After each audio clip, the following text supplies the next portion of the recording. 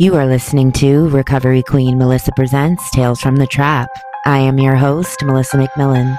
I am a recovering addict, a human trafficking survivor, and yes, a human trafficking convict.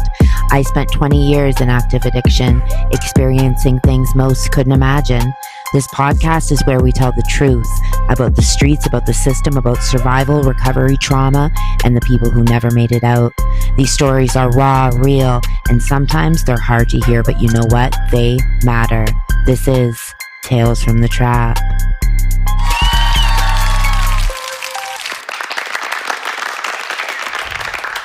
Hello, and we're back. Tales from the Trap. Please don't mind the look of me. I am not feeling well today. I'm really sick, but I just felt compelled to make another little updated video, just a little update. It's not going to be a full episode, but I felt the need to talk about this again. First of all, because I have a big correction to make. At first, when I was given the information again and it was corrected, I was like, whoa, okay, I at least need to put out a comment to say, hey, this information in the video wasn't correct. It is actually this. So get this. Christopher didn't have 4 times the lethal dose of fentanyl in his system. Not 4 times. I was wrong. It was a mistake. It was lost in translation. He had 13 times the lethal dose. The coroner told her it could kill, she said, 11 elephants. I'm sure 13 times the lethal dose of fentanyl could kill a few elephants. That's for sure.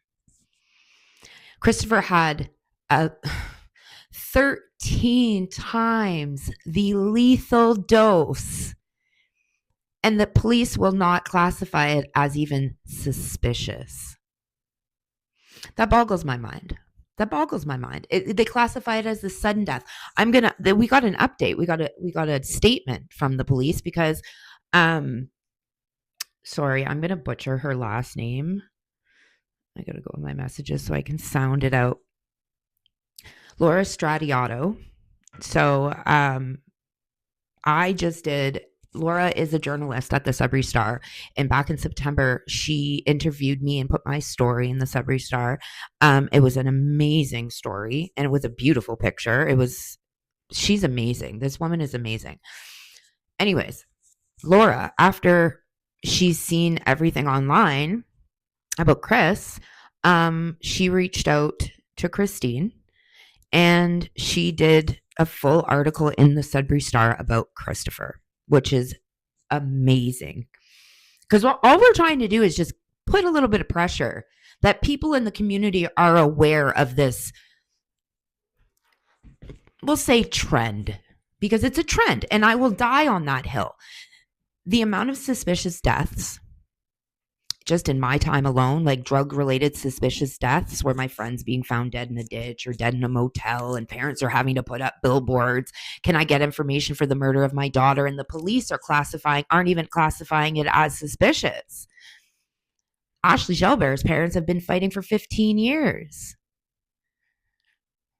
There's so many families in this city that are in need of answers because the circumstances surrounding their child's overdose death doesn't add up. And I'm almost positive the police may have saw my video because they talk about it as in, we're not just talking about Chris.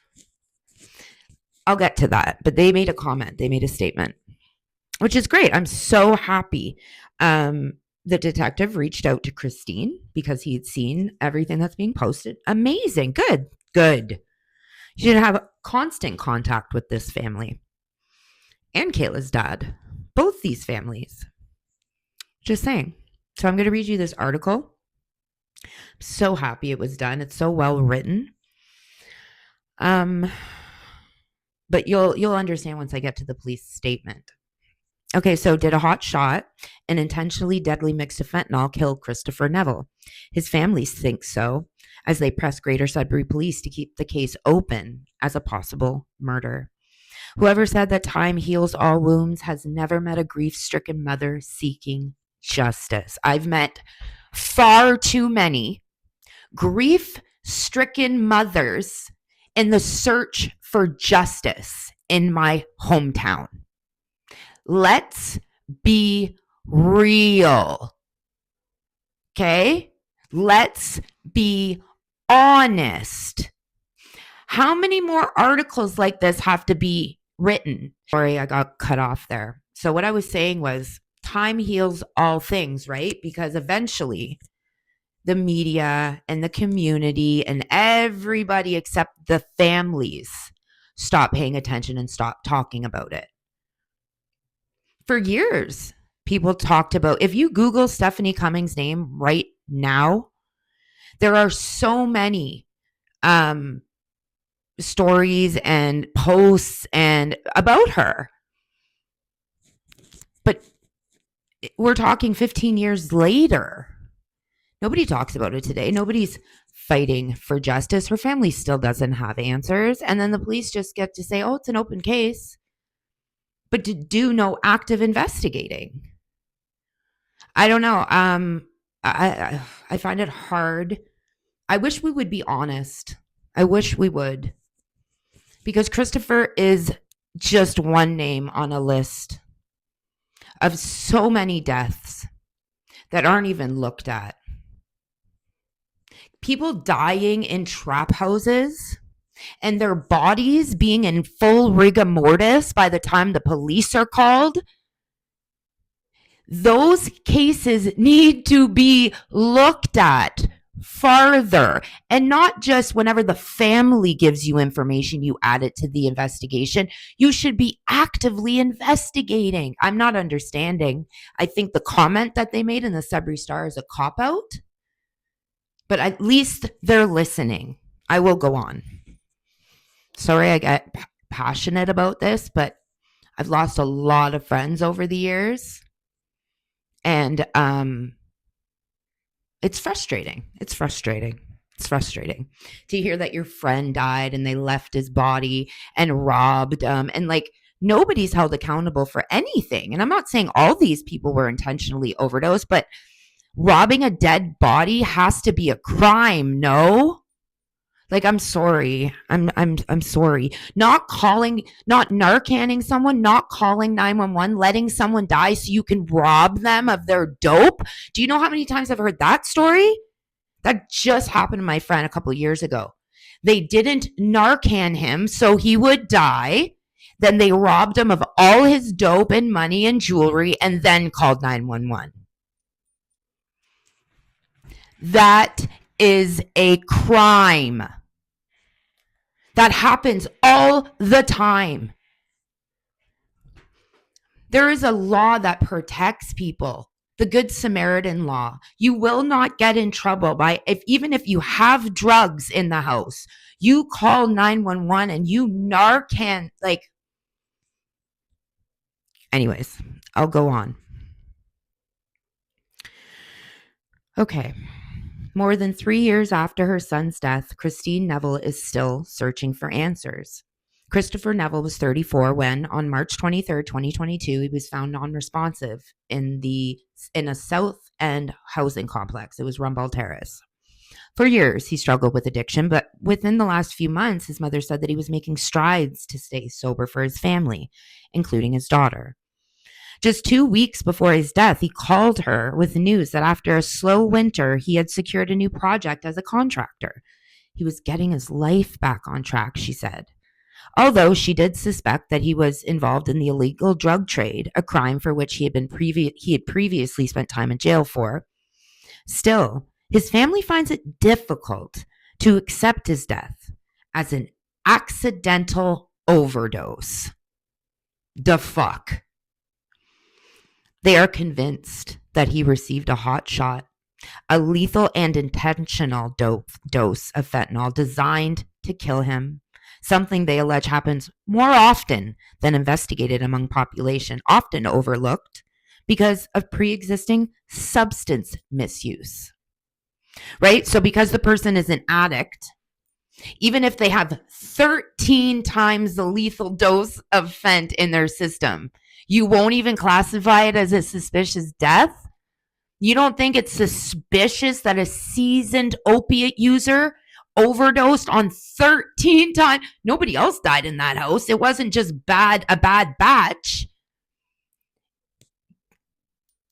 Do you get what I'm putting down here? It's ludicrous to believe that. Ludicrous. Why are we not being honest? That's the question I'll always have. Sorry, I lost my spot here.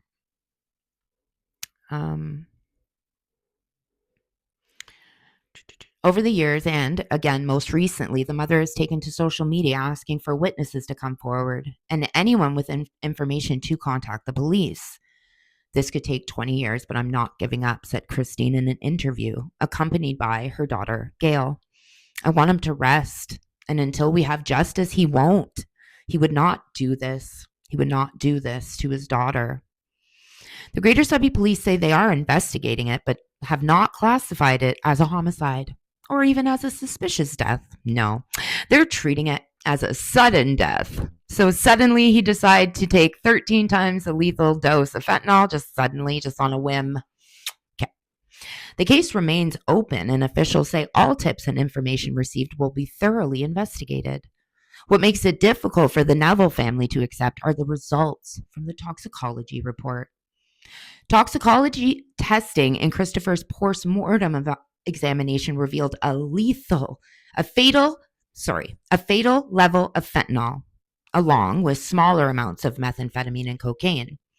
Some 40 ng mils of fentanyl was found in his blood. The fatal reference is 3 ng. Fatal reference refers to the lowest reliable reported blood concentration associated with fatality. While the immediate cause of death was fentanyl, meth, and cocaine, the manner of death, undetermined. And anybody who knows, anybody who is an avid watcher of true crime, families fight to get coroners to change the causes of death to undetermined, to force the police to investigate. This coroner did it automatically. What investigation was done? Because this family is being told, oh, nobody will talk to us. Nobody will talk to you? But you have people involved in the case that you've been told by the family, who's being told by people that are out there.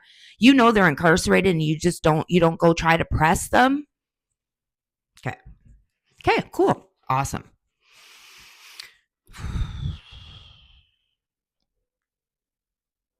What makes it difficult?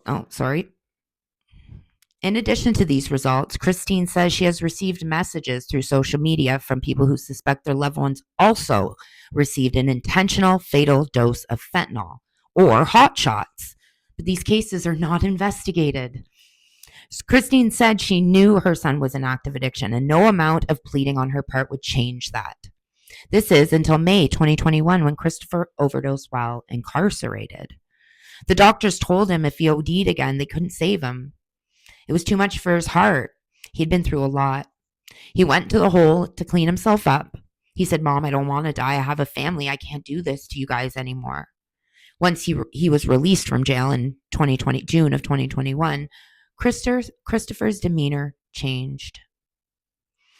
From June up until March, when he passed, he was clean. He had a full-time job again. He was happy, doing a lot more things with his family. We just know he wouldn't want to do this to himself.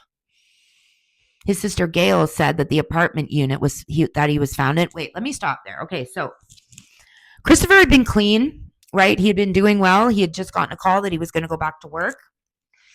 I lost my train of thought. What was I? Wait.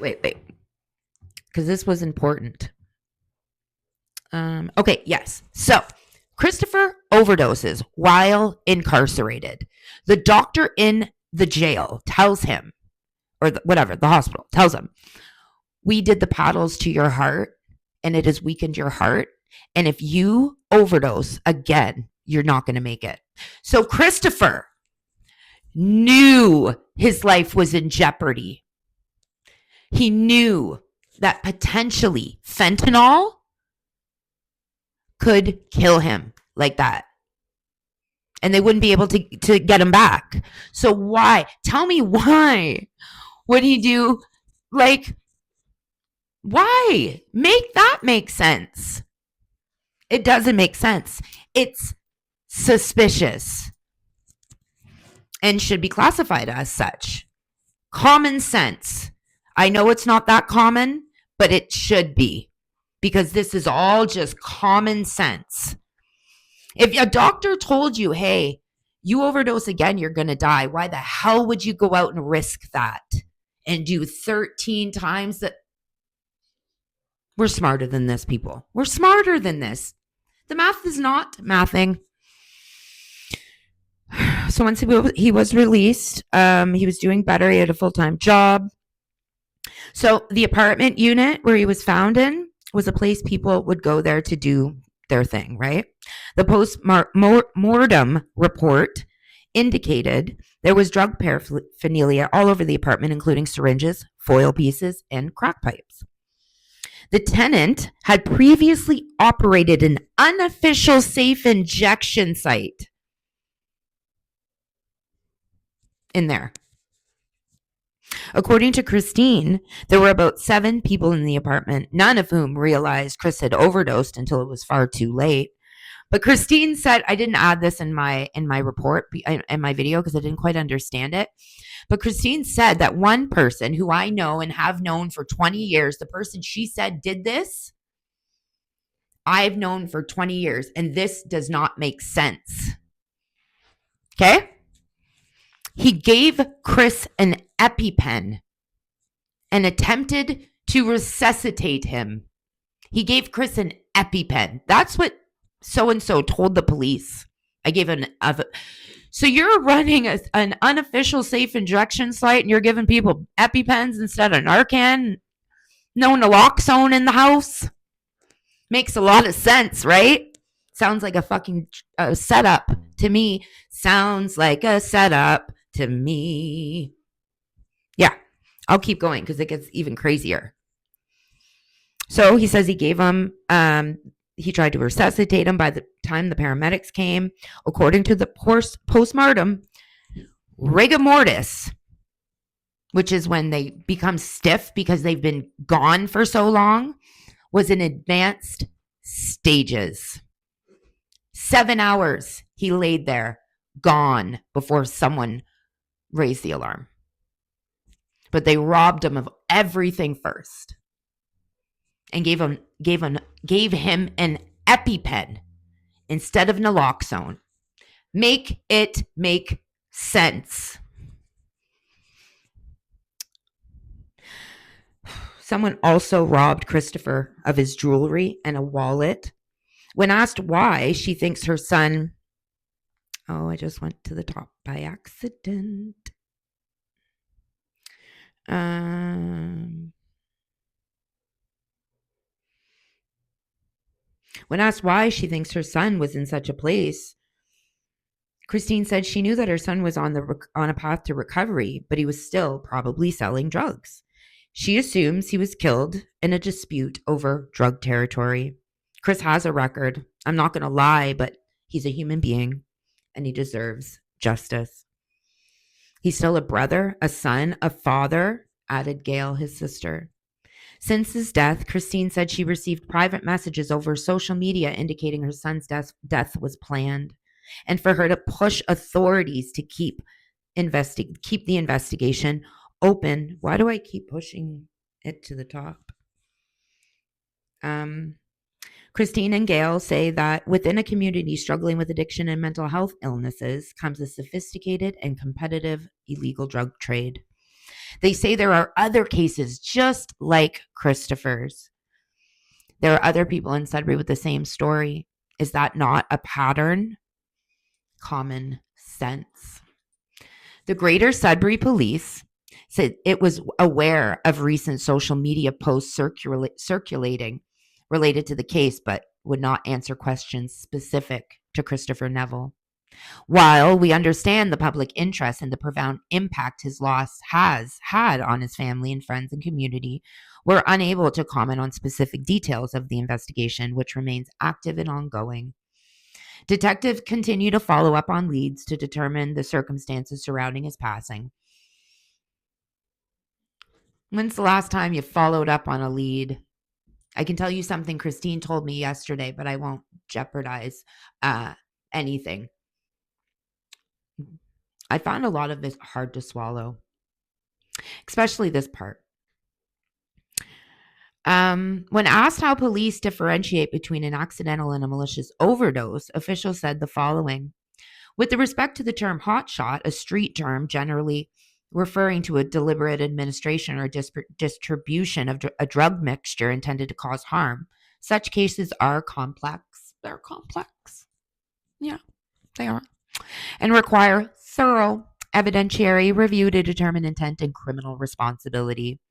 While overdose-related fatalities are unfortunately not uncommon in our jurisdiction, cases where there is evidence of intentional or malicious administration are rare.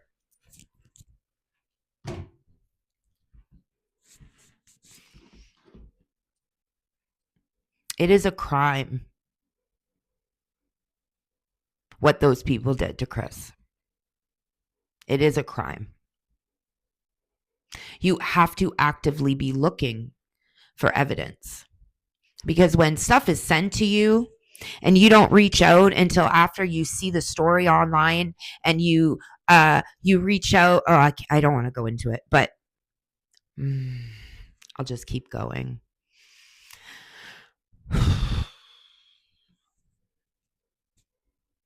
It's very tragic. This upsets me very much. It shouldn't take a year to look at evidence.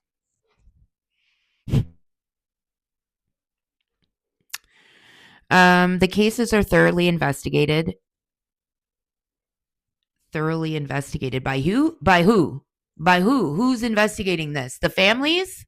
The ones paying to put up billboards asking for information about the death of their kids? I know they thoroughly investigate it. I'm not sure the Sudbury Police do. I definitely know the families do, though. The cases are thoroughly investigated when sufficient evidence exists to support a charge of criminal negligence or homicide, such charges are pursued.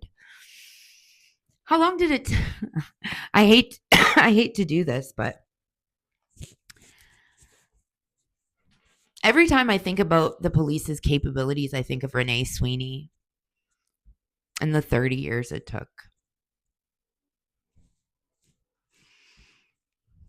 Just saying. So we do not have specific data identifying hotshot incidents. However, all suspected overdose deaths are investigated thoroughly, and when foul play is suspected, the case is treated as a criminal investigation. Funny, because let me see, what did that say? Hold on. Let me just get, so all suspected overdose deaths are investigated thoroughly, and when foul play is suspected, the case is treated as a criminal investigation. So you don't think a seasoned addict and a drug dealer having 13 times the lethal dose of fentanyl in his system when he had just been seen 2 hours before that sober, you don't think that is, what did you say? Suspected foul play? You don't think there's any foul play involved in that? No. So who's doing the suspecting? That's what I'm confused about. Because is your suspecting and my suspecting a different thing? Because everything about Chris's case and everyone on the list that he's on, foul play is extremely evident. Come on. Bodies just don't get thrown in ditches. Nobody...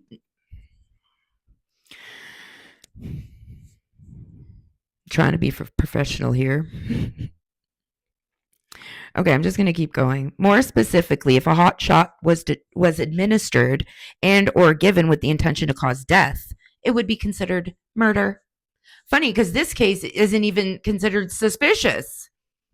The Greater Sudbury Police don't think that it's suspicious that a seasoned drug addict and drug dealer having 13 times the lethal amount of fentanyl in a system is suspicious. I'm wondering, like, where you're basing this. Like, where's the scope of suspicion? Like, is it a spectrum? I'm not quite sure. The math just doesn't math. Additionally, police said that in a written statement, they extended their condolences to the family and loved ones. Our investigators remain committed to seeking the truth. Once a year when they reach out? Okay. And ensuring accountability where warranted by evidence. Where warranted by evidence. So evidence is sought, right? You actually have to actively seek it out for it to be obtained. It doesn't just like land on your lap. And even when it does, you're not taking the opportunity to even inquire, because when Christine Neville told the police that Chris's stuff had been sold and the purchaser called her to say he had her son's stuff, what did the police say? Oh, you can go pick it up. Right? Isn't that, what is this? Oh, evidence? Isn't that what that would be considered? Evidence? Yeah. Yeah. You know, fingerprints. I don't watch too much CSI, but if a person brought a bunch of stolen goods to somebody, I'm pretty sure you could go pick it up and dust it for prints, homie. Even I get that. And I'm just a crackhead with a phone. Common sense. Right?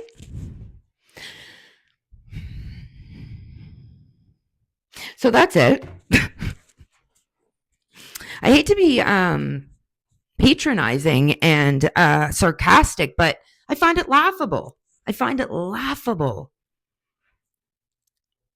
You know, I keep talking about Steph Cummings, but when a missing person is found half naked in a ditch, is that not suspicious? What's the scope of suspicion here? Because it seems to be like a trend, because the foul play could hit you in the face and you wouldn't recognize a GSPS. For real, though. Come on. And you know what? Talk to any of these families that have been searching for justice for over a decade, and they'll tell you the very same thing. So anyways, I just wanted to share that. I also wanted to make sure you were aware that it was not 4 times the lethal dose. It was 13 times the lethal dose. No suspicion there, though, right? Case closed. Chimigwich.